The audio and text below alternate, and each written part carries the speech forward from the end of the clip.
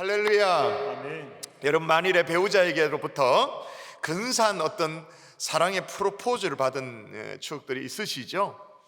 그런 고백을, 사랑의 프로포즈 같은 그런 고백을 매일 여러분이 듣는다면 어떠실 것 같으세요? 아유, 그 끔찍한 소리 하지 마이소면. 근데 그게 아니라 진심 어린 고백을 진짜 받는다면 좀 다르겠죠, 그죠? 만일에 여러분이 자녀들에게 감사와 사랑과 존경의 어떤 표현의 어떤 평가를 받거나 말을 듣는다면 어떨까요? 자, 이 대목에서 제가 자랑질을 좀 하고 지나가도록 하겠습니다.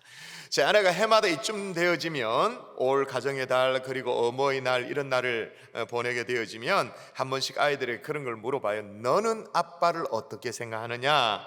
아빠를 어떻게 생각하느냐? 그렇게 물어보는데 작년에는 그 아들의 대답이 좀 시원찮았던 것 같아요. 별 그랬는데 올해는 아내가 저한테 전해주는데 말이에요. 당신은 아들로부터 최고의 찬사를 들었다라는 거예요. 뭔데? 라고 얘기하니까 우리 집에 애가 어떻게 대답을 했냐 하면, 너는 아빠를 어떻게 생각하느냐라는 그 질문에 첫 번째 대답이 뭐냐? 첫째는 롤 모델이라고 얘기하는 거예요. 괜찮죠? 그런데 이제 이런 얘기를 할 때 말이에요, 이제 아들이 사춘기니까 그냥 우리말로 하는 게 좀 쑥스러웠던 것 같아요. 그래서 이제 영어로 쭉 하는데, 첫 번째가 롤 모델. 목사 아들 아닐까봐 3대주로 설명합니다. 첫째가 롤 모델, 둘째가 굿 크리스찬, 좋은 크리스찬, 세 번째가 굿 데디라고, 좋은 아빠라고. 그러니까 롤 모델, 굿 크리스찬, 굿 데디. 제가 이 얘기를 듣고 기분이 어땠을까요? 끝내주죠. 기분이 완전 날아갈 듯이 뿌듯하고 완전 행복하더라고요. 근데 만일에 이런 또 평가를 여러분이 제자들로부터 이런 얘기를 듣는다, 감사와 존경의 어떤 평가를 듣고 그런 고백을 받는다, 어떨 것 같은가요? 여러분, 사도신경은, 우리가 쭉 살피고 있는 이 사도신경은 이 모든 것들을 다 더한 고백이라 해도 과언이 아니에요. 여러분, 이 고백에 우리의 진심을 담는다면, 이 고백에 우리의 마음을 담는다면, 이 고백을 받으시는 하나님 아버지의 마음이 어떨까요? 아버지의 마음이 어떨까요? 미로 짐작이 가능하죠. 그런 마음의 고백을 담아서 지금 한번 고백해 볼까요? 사도신경 한번 외워보는데, 그동안 암송을 잘 하지 못했던 분들도 이참에 다시 지금 암송을 시작했다면서요. 다 그렇게 했는데, 자, 한번 해보도록 하십니다. 좀 천천히, 후룩 지나가는 거 말고 천천히 전능하사부터 마음을 담는 거예요. 시작. 전능하사 천지를 만드신 하나님 아버지를 내가 믿사오며 그 외아들 우리 주 예수 그리스도를 믿사오니 이는 성령으로 잉태하사 동정녀 말에, 오늘 내용입니다. 본디오 빌라도, 시작. 본디오 빌라도에게 고난을 받으사 십자가에 못 박혀 죽으시고. 자, 여기까지 여러분 사도신경을 분석해 보면 세 가지에 대한 믿음을 고백하는 거예요. 첫 번째, 성부 하나님에 대한 믿음을 고백합니다. 두 번째, 예수 그리스도에 대한 믿음을 고백합니다. 세 번째가 뭐냐? 성령 하나님에 대한 믿음을 고백하는 거죠. 그 중에 가장 많은 비중을 차지하고 있는 게 예수 그리스도라고 제가 말씀을 드렸었어요. 예수님에 대한 고백도 두 가지 측면에서 고백을 하는데, 첫 번째는 예수님이 어떤 분인가, 예수님의 칭호와 관련돼서. 두 번째는 뭐냐? 예수님이 어떤 생을 사셨는가, 어떤 삶을 사셨는가, 그의 인생에 대해서 신앙 고백을 하고 있다, 그렇게 말씀을 드렸어요. 그런데 이상한 점이 있습니다. 자, 예수님의 삶을 고백하는데 말이에요. 자, 보세요. 지난주에 우리가 예수님의 삶을 이제 고백했습니다. 이는 성령으로 잉태하사 동정녀 마리아에게 나시고, 성령으로 잉태하사 예수님의 신성을 담보하는 출발이라고 그렇게 말했습니다. 그리고 동정녀 마리아에게 태어나사 무슨 말이에요? 예수님의 인성을 담보한다, 그렇게. 근데 오늘 본디오 빌라도의 고난을 받아서 십자가에 못 박혀 죽으시고, 자, 그러면 동사 중심으로 연결해 보면 어떻게 되죠? 나시고 죽으시고. 이상하잖아요. 나셨다고 고백을 하는데 그 다음에 바로 죽는 얘기가 나와요. 아니, 이 땅에 어떤 위인전이, 그런 위인전이 어디 있단 말입니까? 여러분, 예수님은 위인은 아닙니다. 위인 정도가 아니죠. 그런데 위인이라고 생각을 해도 태어나서 바로 죽어. 그럼 위인도 아니지. 그럼 업적이 적혀야 되잖아요. 어떤 성과가 적혀야 되잖아요. 그래야 되잖아요. 그죠? 근데 사도신경의 고백만으로 딱 보면 예수님은 태어나자마자 바로 죽으신 거예요. 근데 바로 죽지 않으셨죠? 33년간의 생애가 있으셨습니다. 비록 짧지만 3년의 공생애가 있었습니다. 영혼들을 위한 돌봄의 사역이 있으셨습니다. 그리고 병자를 치유하셨습니다. 주옥과도 같은 하나님의 말씀을 선포하셨습니다. 놀라운 기적을 일으키셨습니다. 그런 이사도 일으키셨습니다. 놀라운 일들이 있었습니다. 그런데 사도신경 이 모든 것을 싹 다 뒤로하고 동정녀 말에게 나시고 바로 죽는 인생으로 예수님을 기록하고 있어요. 마치 죽기 위해서 이 땅에 오신 것처럼. 왜 그럴까요? 성육신하신 예수 그리스도의 삶 전체를 한마디로 딱 요약을 하면 뭐라는 겁니까? 죽으심을 포함해서 고난이다, 고난받으신 주님이시다. 여러분 동의하십니까? 그래서 오늘 사도신경의 이 내용에 보면 예수님의 고난을 세 가지로 설명해. 첫 번째는 고난의 주체. 도대체 누가 예수님 고난을 주냐? 고난의 주체, 적시를 하죠. 본디오 빌라도에게, 그렇게 말합니다. 그 다음에 일반적인 고난의 성격이라고 말할 수 있는 제너럴한 어떤 고난의 의미를 얘기합니다. 세 번째 뭐냐? 마지막 고난의 완전 최절정 클라이막스라고 말할 수 있는 십자가에 못 박혀 죽으시고, 세 가지로 고난을 설명해요. 그래서 오늘 이 사도신경을 통해서 이 고난의 신앙 고백을 놓치지 않기를 주의 이름으로 부탁드립니다. 왜냐? 고난의 신앙 고백을 대수롭지 않게 여기면 예수님의 삶 전체를 부정하는 것과 똑같아요. 예수님의 삶이 어떻다고요? 동정녀 말에게 나시고 바로 죽으셨다고 기록된 정도로 고난이 생에 그렇게 의미 있단 말이에요. 그런데 우리가 고난의 신앙 고백을 대수롭지 않게 여긴다, 예수님의 삶 전체를 부정하는 거라고 해도 과언이 아니죠. 자, 첫 번째로 고난의 주체가 중요합니다. 고난의 주체, 본디오 빌라도에게. 로마 역사학자 티투스에 의하면, 그 기록에 의하면 본디오 빌라도는 AD 26년에서 AD 37년까지 유대 총독으로 재임을 했다 그럽니다. 그래서 이제 다스렸죠. 식민 통치를 한 거예요. 총독으로. 또 유대 역사학자 필로에 의하면 빌라도에 대한 기록이 남아 있는데, 빌라도가 AD 30년에 예수라는 죄수를 이제 십자가형에 언도했다, 뭐 이런 기록들이 남아 있습니다. 그보다 이제 몇십 년 후라고 말할 수 있는 유대 역사학자 요세푸스의 또 기록에 의하면 빌라도가 너무 폭정을 일삼아 가지고 시저가 다시 로마로 소환했다라는 기록이 남겨져 있습니다. 자, 그럼 이 모든 것들을 다 대해봅시다. 이 모든 것들의 얘기의 핵심 뭐예요? 역사학자에 의해서 기록이 남겨져 있습니다. 빌라도에 대한 기록이 남아져 있어요. 그럼 본디오 빌라도는 역사적인 실존 인물입니까? 아닙니까? 역사적으로 진짜 실존 인물이 아니에요. 아니, 요즘 말로 말하면 백과사전에 나옵니까? 안 나옵니까? 나오죠. 제가 과거에 한번 얘기한 적 있잖아요. 제가 첫 사역제가 서울 3일교회였는데 20대 초반에 교육전도서로 딱 부임을 하니까 담임 목사님이 하여튼 기가 막히게 부서를 딱 2개를 맡겨줬는데, 하나는 가장 어린, 그 당시 주일학교 가장 어린 부서가 3일교회 제가 사역할 때는 유년부였거든요. 뭐 영화부 유치부도 아니고 유년부를 맡겨주시고, 그 다음에 가장 나이 많은 부서, 그 당시 부서 이름이 마리아였습니다. 우리 같으면 한나에 같은 그 2개를 완전 열탕과 완전 냉탕을 왔다 갔다 하는, 주일 오전에는 가장 어린 아이들하고 친구들 그러면서 이제 제가 설교하고, 점심 먹고 나서는 이제 가장 연장자들 막 90, 80 막 이런 근데 이 마리아 해가 말이에요, 그냥 그런 부서가 아니고 뭐 한 달에 한 번쯤 모여가지고 원래 예배를 드리고 회비 거두고 뭐 그래가지고 교제하는 그런 부서가 아니고, 주일 오후마다 따박따박 성경부를 얼마나 열심히 하는 부서인지 몰라요. 2시간씩 걷다 얼마나 열심을 내시는지 몰라요. 젊은 제 교육전도사 시절에 얼마나 진땀을 뺐던 그런 부서인데 말이에요. 그때 정말 잊을 수 없는, 정말 그분들 가운데 기도 많이 하시는 권사님 한 분 계셨습니다. 교회에서 거의 철회를 하다시피 하는 그런 권사님이 계셨어요. 그리고 얼마나 봉사를 열심히 하냐, 몸이 그냥 바스라져라. 이제 연세가 많으시니까 이제 허리가 굽었잖아요. 허리가 이렇게 꾸꾸정한데 얼마나 열심히 몸으로 섬기는지.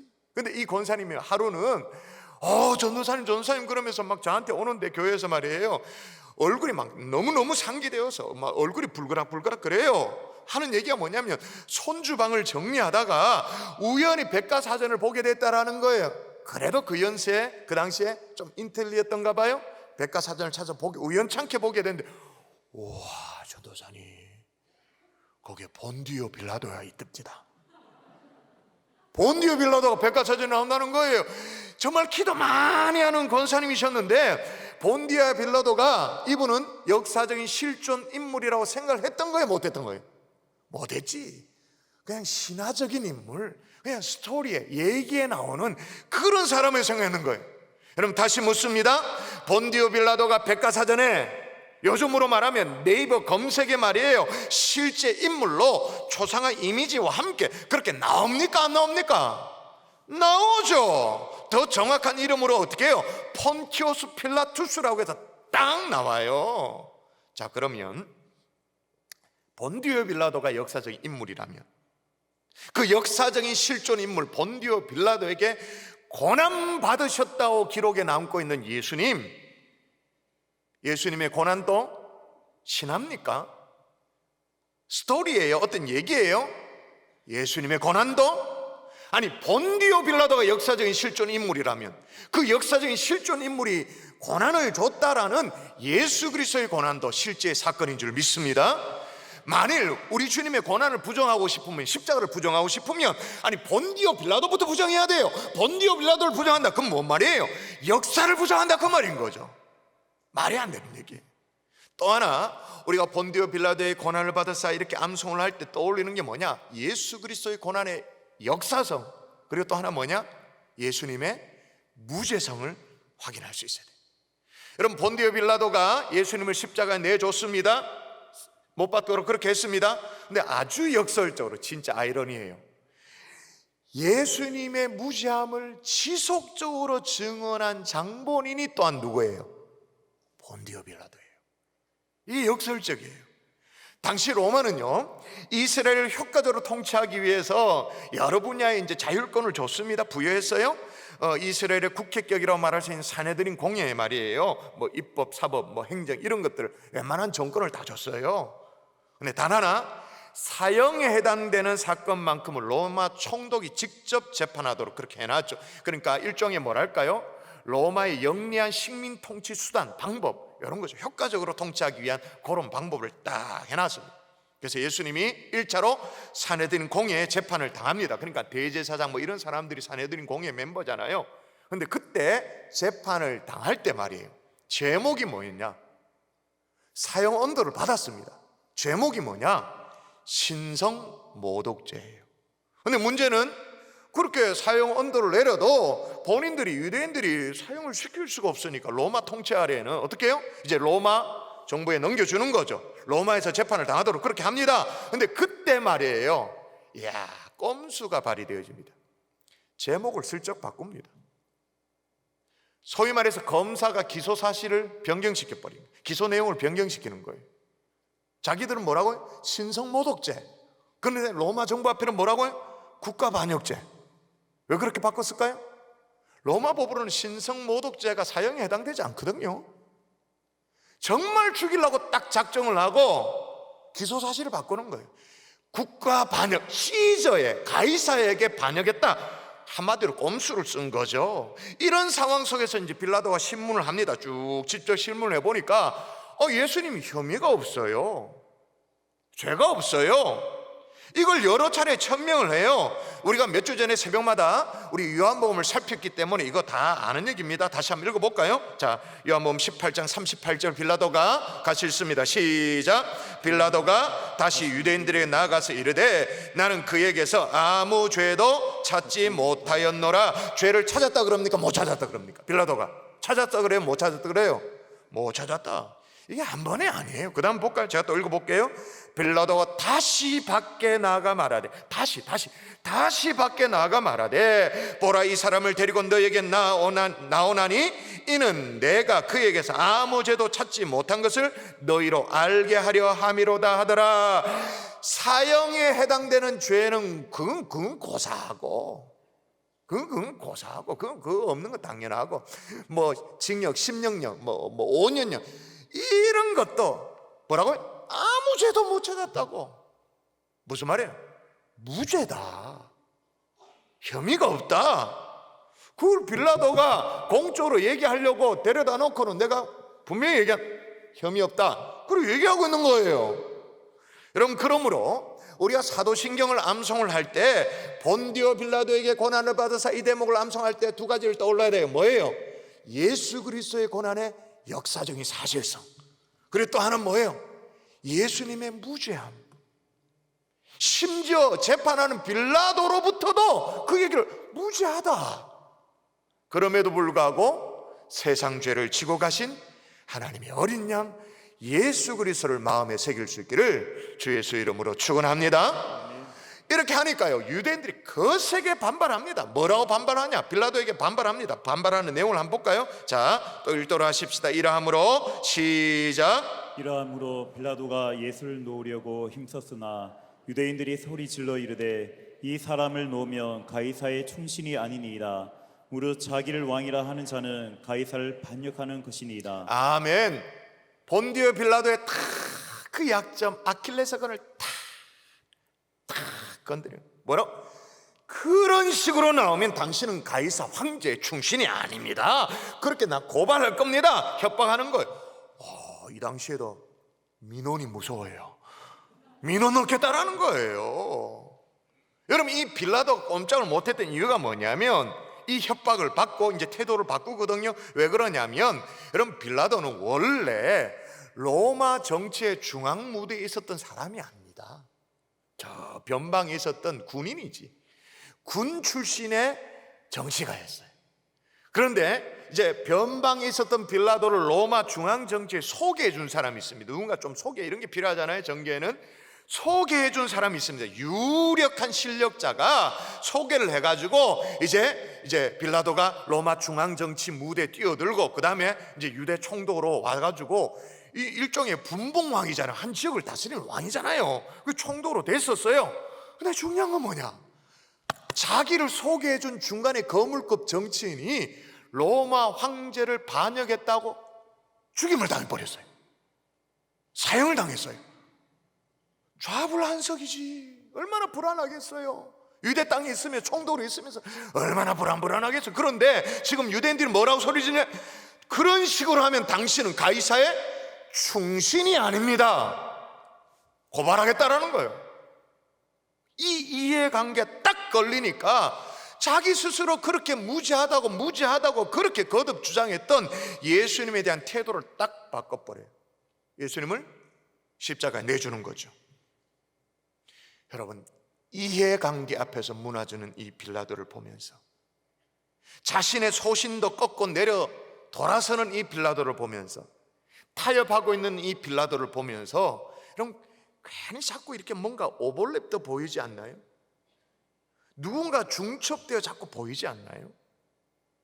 혹시 우리도 이해관계 앞에서 무너지고 있다면, 내 신앙이 무너지고 내 소신이 무너지고 하나님의 사랑도 무너지고, 그렇다면 우리는 신앙 고백을 어떻게 해야 돼요? 누구의 고난을 받아서? 본디오 빌라도 고난받았어, 이게 아니고 전 인류의 뭐 역적과도 같은 손쉬운 저 멀린 본디오, 시컷 욕해도 괜찮지, 본디오 빌라도 막 쌍욕해도 괜찮아, 그런 사람이 아니고 누구의 고난을 받아서? 나에게 고난을 받았어. 김종원에게 고난을 받았어. 말씀대로 살지 않고 이해관계를 따라 시류를 쫓았다면 그렇다, 그 말인 거예요. 다 알고 있죠. 빌라도도 몰랐나요? 무죄한 걸 다 알았어요. 우리도 다 알아요. 말씀도 알아요. 하나님의 뜻에 순종하는 삶도 알아요. 다 알아요. 그런데 이해관계 딱 걸려가지고 시류를 쫓는, 그래서 문제를 일으키지 않는 삶을 살려고 한다면, 하나님이 뒤로 밀려도, 하나님의 교회가 좀 뒤로 밀려도 시끄럽지 않게 조용히 사는 게 장땡이다, 그게 최고다고 그렇게 여겼던 나, 수리를 쫓았던 나, 그러므로 누구에게 고난을 받는 거예요? 나에게 고난을 받고 계신 거죠. 나에게 고난을 받으사 십자가에 못 박혀 죽으시고, 그러므로 예수님의 고난의 주체가 누구입니까? 혹시 나도 타협하고 무너지고 있다면 시리를 쫓아 사는 나에게 고난을 받고 계시는 주님이라는 사실, 이거 인정할 수 있기를 주의 이름으로 축원합니다. 아멘. 이게 인정되어져야 본디오 빌라도의 고난을 받아서 십자가에 못 박혀 죽으시고 그 뒤에 나오는 십자가에 못 박혀 죽으시고가 나를 위한 죽음으로 이게 다가섭니다. 저 멀리가 아니라 나를 위한 죽으심으로 딱 달라붙게 되어지는 거예요. 여러분, 이런 깨달음이 우리 가운데 있기를 주의 이름으로 축원합니다. 두 번째, 고난의 성격이 있어요. 순환의 생이에요. 순환의 생. 예수님의 생애는요, 고난주간이 따로 있는 게 아니야. 우리는 1년에 한 차례 뭐 고난주간 지키고 그렇게 합니다만은 예수님의 생애는 1년 생애 전체가 그냥 순환의 생애였죠. 그렇죠? 여러분, 일단 이 땅에 오신 것부터가 고난이셨어요. 영광의 주께서 그분의 영광을 버리고 이 땅에 오셨다, 그것 자체가 고난이죠. 그래서 신학자 볼코프는 이런 얘기를 해요. 만군의 주께서 죄의 형태로 사신다는 것, 무지하신 분이 날마다 죄 있는 사람들 사이에 사신다는 것, 거룩하신 분이 죄로 저주받은 세상에 사신다는 것 자체가 고난이다, 그렇게 말씀했어요. 여러분, 그리고 그럼 형편이 좀 괜찮으셨냐, 삶이 괜찮으셨냐, 경제적인 고난 뭐 이런 말 할 수 없습니다. 태어나신 곳이 병원도 아닙니다. 집도 아닙니다. 혹시 여러분 여기 계신 분들 가운데 태어난 곳이 마구꾼인 분이 계십니까? 말구에 응애응애 태어나 보니까 말구에 막 똥구렁이 나고 막 그런 데 분이 아무도 없을 거예요. 그리고 그 아버지 요셉이 그 육신의 아버지 요셉이 이제 제물을 드립니다. 제물을 뭘 드리냐? 비둘기로 제물 드립니다. 아이, 그 이스라엘 그 흔한 어린 양도 아니고 비둘기를 드려요. 왜 비둘기를 제물로 드립니까? 그 말이 가난했다, 그 말이에요. 비둘기를 겨우 제물로 드릴 수밖에 없는 그 정도로 찢어지게 가난했다, 그 말. 예수님은 그렇게 태어나신 분이에요. 그러면 전성기 때 사람들에게 막 인기 끌고 막 사람들의 주목받을 때, 그때는 좀 수월했나, 괜찮았나, 풍요로웠나? 한번 읽어볼까요? 자, 그때입니다. 그때, 자, 사람들에게 막 주목받을 때 같이 읽어보십시다. 예수께서 시작. 예수께서 이르시되 여우도 굴이 있고 공중에 새도 집이 있으되 인자는 머리 둘 곳이 없도다 하시고. 아멘. 기본적인 의식주가 해결되지 않는, 거의 이거는 노숙생활이에요. 노숙생활. 여러분, 분명히 예수님이 주변의 사람들로 하여금 대접 받으셨습니다. 초청도 받으시고 식사 대접도 받으셨습니다. 그런데 말이에요, 솔직히 한번 대답해 보십시다. 여러분이 사랑의 급식 있잖아요. 뭐 우리 교회 같은 목요 급식 지금 중단하고 있습니다만은 이제 공짜로 무료 급식이 있다. 그 무료 급식 어디 막 한번 이거 트레이에 거하게 받는 그런 무료 급식, 그 무료 급식을 받으며 사실래요? 아니면 소박하지만 30세끼 따신 밥 드실래요? 무료 급식을 좋아하시는 분 혹시 계십니까? 무료 급식보다는 집밥이지. 소박해도 집밥이지. 그러니까 예수님은 초대를 받고 대접을 받기도 하셨습니다. 근데 기본이 뭐냐? 기본이 노숙이에요. 기본이. 얼마나 고단한 인생을 사셨을까요? 또 마음은 편했나? 여러분, 뭐니 해도 가족들로부터 보호를 받아야 되잖아요. 근데 형제들, 친족들, 예수님 어떻게 했냐? 자, 예수의 친족들이 듣고 그를 붙들러 나오니 이는 그가 미쳤다 하밀러라. 예수의 친족들이 미친놈 취급을 한 거예요, 예수님을. 그리고 가족들이 그를 붙잡으려고 쫓아다녔어요. 그럼 백성들은 어떻게, 좋다고 막 쫓아다닐 때는 언제고 수틀려지면 어떻게 됩니까? 막 죽이겠다고 달려들었죠.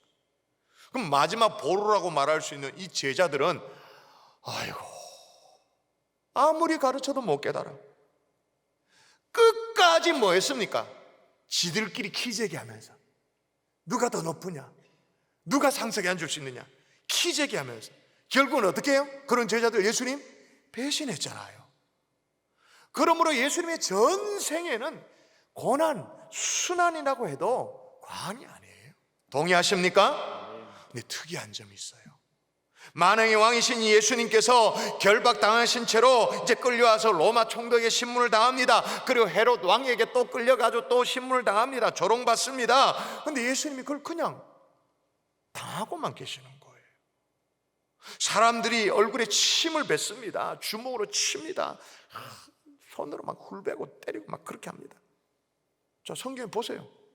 보세요. 이 장면을 머리에 그리면서 실제 성경에 있는 그대로입니다. 읽어볼까요? 시작. 어떤 사람은 그에게 침을 뱉으며 그의 얼굴을 가리고 주먹으로 치며 이르되 선지자 노릇을 하라 하고 하인들은 손바닥으로 치더라. 어떤 사람 그에게 침 뱉어버리고 그의 얼굴을 가리고, 그의 얼굴 이렇게 가리고, 예수님 얼굴 가리고는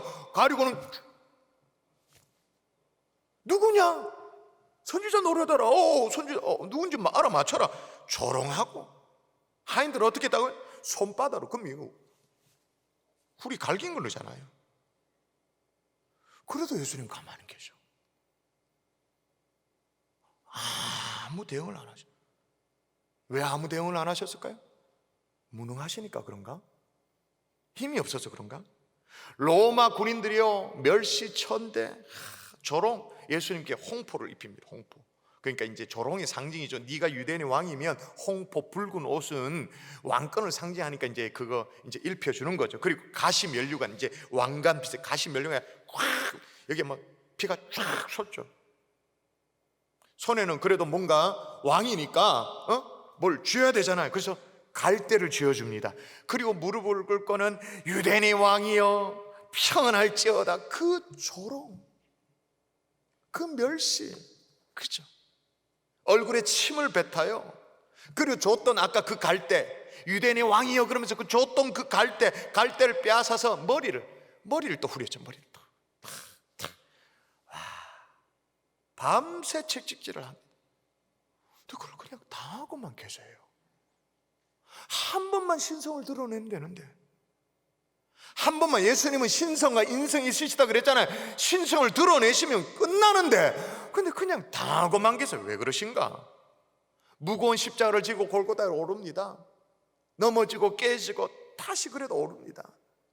골고다 언덕에서 완전히 빨가벗김을 당하죠. 우리가 영화나 그림에는 그렇지 않습니다만은, 중요 부위는 가리고 그렇게 합니다만 그게 아니죠. 홀라당 빨갛게 다 바뀌는 거 있잖아요. 그리고 강도들 사이에 어떻게 완전 무슨 살인 강도 취급을 하면서 십자가에 그렇게 달리십니다. 군인들이 이제 십자가 이렇게 눕혀놓고는 예수님을 거기 올라가게 하고 이제 손과 발에 못질을 합니다. 양손에 양발에 못질을 합니다. 그리고 그렇게 이제 십자가 매니까 어떻게 해요? 십자가를 세워야 되잖아요. 눕혀져 있던 십자가를 세우죠. 쫙 세웁니다. 그리고 확 박죠. 온몸의 체중이 어디에 실릴까요? 양손, 양발에. 정말 이건 까무러지는 고통이죠. 기절하는 고통. 아니, 신성을 한 번만 발휘하시면 되는데, 한 번만 드러내시면 되는데 그냥 다 당하시는 거예요. 그럼 그걸 보고 백성들이 뉘우쳤나, 마음에 막 찔림이 되고 그랬나? 천만에. 오히려 더 희죽거려. 더 희죽. 대제사장 이런 건 말할 것도 없고, 지나가던 백성들도 머리를 막 흔들면서 뭐라고요? 같이 한번 또 읽을까요? 네가 시작. 내가 만일 하나님의 아들이거든 자기를 구원하고 십자가에 내려오라. 더 깐죽거려요. 한 번만 능력을 보여주시면 되는데, 한 번만 드러내면 저들이 입은 그냥 그대로 다치는 건데, 그걸 안 하셔. 그걸 안 하고 한 게 있어요. 기도를 하시죠. 무슨 기도? 아버지, 저들을 사하여 주옵소서. 저들이 하는 것을 알지 못함이니이다. 자, 그러면 왜 예수님이 이 고난을 마다하지 않고 다 받으셨는가? 도대체 왜 그렇게 하셨는가? 같이 읽을 텐데요, 읽고 또 읽고도 가슴 저머지는 예수님에 대한 구약의 예언이에요. 가슴이 막 아려요. 천천히 한번, 좀 긴 문장이니까 같이 읽도록 하십시다. 같이 시작.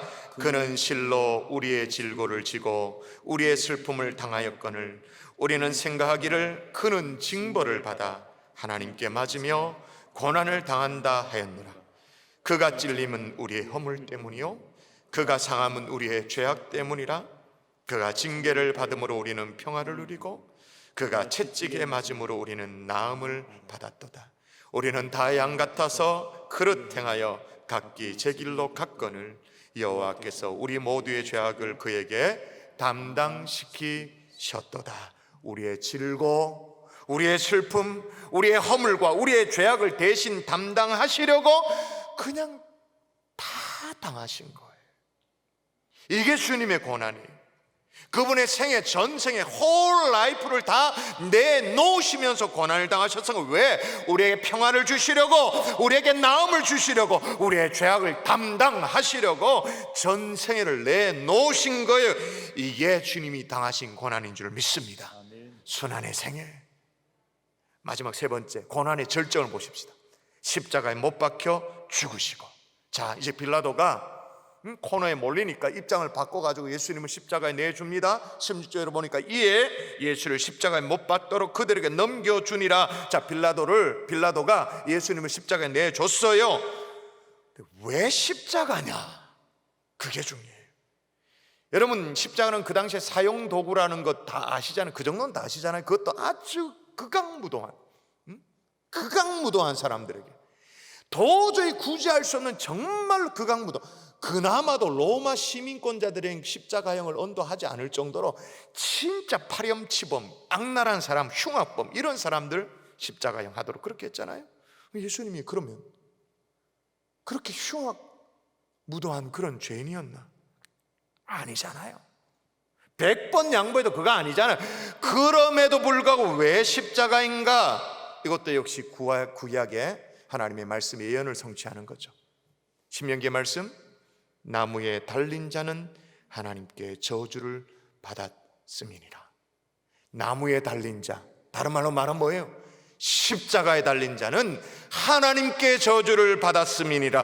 왜 이렇게 흉악하게, 정말 흉악하게 짝이 없는 이 십자가에 왜 죄인이 되셔서 하나님의 저주를 왜 받으셔야 되는가? 하나님의 저주 왜 받으셔야 되는지 몰라요? 그 이유를 모르나요?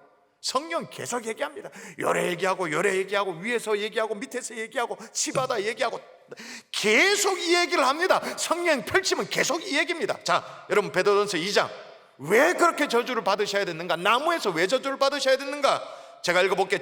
나무에 달려, 십자가에 달려져. 그 몸으로 누구 죄를 담당하셨다고요? 우리 죄, 내 죄. 우리 죄를 담당하셨으니 이는 우리로 죄에 대하여 죽고 의에 대해 살게. 우리 살리려고 그가 채찍에 맞음으로 너희는 나음을 얻었나니. 왜 그렇게 저주를 당하셨다고요? 나무에 달려 그 몸으로 우리 죄를 담당하신 이유가 뭐냐? 우리로 죄에 대해서 살게, 죽고, 죄에 대해서는 죽고 의에 대해서 살게 하기 위해 가지고. 여러분, 예수님이 내 죄를 대신 담당하고 십자가에 나 대신 죽으신 것, 대속의 죽음으로 돌아가신 줄 믿습니다. 아멘. 그러므로 고난의 최고의 절정, 십자가의 죽으심은 누구를 위한 죽으심이에요? 나를 위한 죽음인 거죠. 대속의 죽음인 거죠. 이 대목에 대해서 이 임용택 목사님이 쓰신 희망을 건져 올리라는 책에 보면 이런 내용이 있습니다. 뮤지컬 버스에 대한 얘기가 있는데, 여러분, 뮤지컬 버스는 우리 교회가 유치한 경험이 있는 뮤지컬입니다. 2009년에 제가 부임하기 전에 입당 기념해서 이제 초청 집회를 하면서 했던 걸로 제가 알고 있어요. 뮤지컬 버스 2009년에. 근데 작년에 우리가 소아시아 7교회 우리가 쭉 살피고 성지순례도 하고 그러면서 요한계시록 우리가 뮤지컬 공연팀을 유치를 했잖아요. 그 공연팀, 요한계시록 공연팀이 하는 또 공연이 그 버스에 똑같은 팀이에요. 근데 이 뮤지컬 버스가 실화를 바탕으로 하잖아요. 스위스 산골짜기에 있었던 그 진짜 실화 그대로 산골짜기에 꼴짜기를 돌아다니는 버스가 있었습니다. 시골 구비구비 산골짜기, 스위스니까 얼마나 산이 깊어요. 꼴짜기를 돌아다니는 버스가 있는데 이 버스가 갑자기 브레이크가 고장이 난 거예요. 브레이크가 파열든지 이게 안 들어요. 안 듣는 거예요. 근데 한쪽은 절벽이고 한쪽은 그냥 낭떠러진 그 내리막길을 계속 위험하게 브레이크 안 듣는 사이에 어떻게든 틀어가지고 막 갑니다.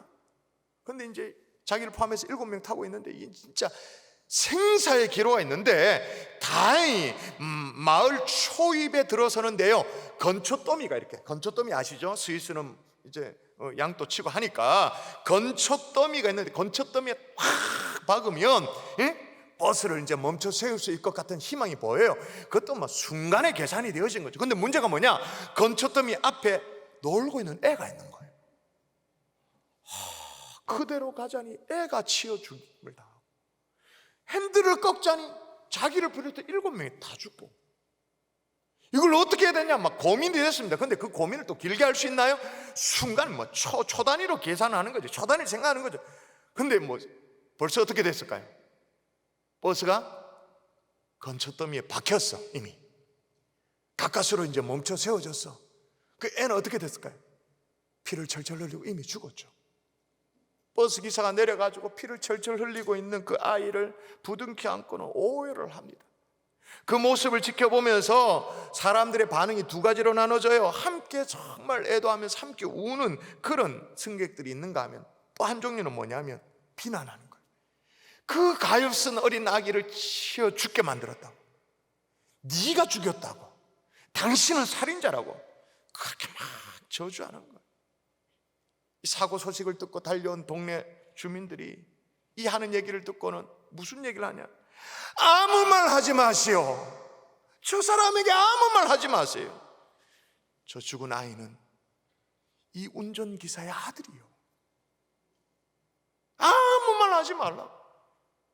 죽은 아이는 이 운전기사의 아들이라고. 버스기사는 자기 아들을 희생시킨 거죠. 그것도 깊게 생각할 것도 없이 희생시키고 승객들의 생명을 살렸던 거예요. 그러면서 그 뮤지컬의 마지막 노래 가사가 이렇게 돼 있어요. 누군가가 사랑했기에 이제 우린 새로운 삶을 살아갈 수 있어요. 누가 사랑하신 거죠? 하나님 아버지께서 사랑하셨기 때문에, 그 독생자를 희생하면서 사랑하셨기 때문에. 그래서 여러분, 성경에 이런 기록들이 많이 있는데 또 읽어보도록 하십시다. 고린도후서 5장 21절 이 얘기예요. 제가 한번 읽어볼게요. 하나님이 죄를 알지 못하시는 이가 누구예요? 예수 그리스도죠. 죄를 알지 못하시는 이 예수 그리스도를 우리를 대신하여 죄로 삼으신 것은 우리로 하여금 그 안에서 하나님의 의가 되게 하려 하심이라. 할렐루야. 말씀의 결론을 묻겠습니다. 우리가 본디오 빌라도의 고난을 받으사라고 신앙 고백할 때마다 우리는 예수님의 고난의 그 역사성, 그리고 예수님의 무죄함을 마음에 새길 수 있기를 바랍니다. 그러나 고난의 주체가 누구입니까? 우리도 빌라도처럼 비겁해진다면, 빌라도는 예수님의 무죄함을 다 알았지만 자신의 이해 앞에서 딱 돌아섰던 것처럼 우리도 예수님의 가르침 알고 예수님 말씀 다 알아도 이해 관계 속에서 비겁해지면 도대체 오늘날 본디오 빌라도는 누구라고 말할 수 있는 거예요? 우리죠. 예수님의 생애는 고난의 생애였어요. 그리고 그 고난의 최절정이 뭐냐? 십자가의 대속의 죽음이었습니다. 누구를 위한? 나를 위한. 이걸 바울이 깨달았어요. 바울이 정말로 깨달아서 이 십자가를 어떻게 한다고 말하는지 이 말씀만 읽고 말씀을 마치겠습니다. 같이 읽습니다. 시작. 그러나 내게는 우리 주 예수 그리스도의 십자가 외에 결코 자랑할 것이 없으니 그리스도로 말미암아 세상이 나를 대하여 십자가에 못 박히고 내가 또한 세상을 대하여 그러하리라. 여러분, 우리도 우리 주 예수 그리스도의 십자가 외에 결코 자랑할 것이 없다고 말할 수 있는 하나님의 종들이 될 수 있기를 주 예수 이름으로 축원합니다. 우리 같이 한번 찬송하고 기도할까요? 주 달려 죽은 십자가, 우리 함께 찬송하겠습니다.